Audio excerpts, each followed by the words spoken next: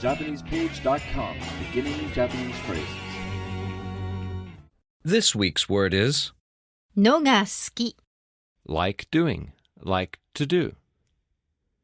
This is used to express that someone likes doing something, with noga indicating the activity and suki meaning like. Repeat after the speaker. のが好き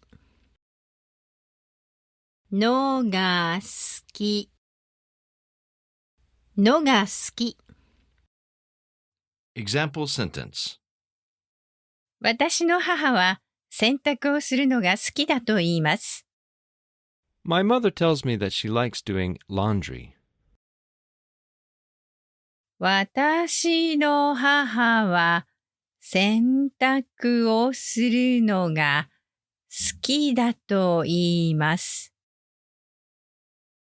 私の母は洗濯をするのが好きだと言います。Do you remember what のが好き means? Like doing, like to do. Now, let's break this sentence down. 私の母は My mother, as for 洗濯をするのが laundry, direct object marker, do,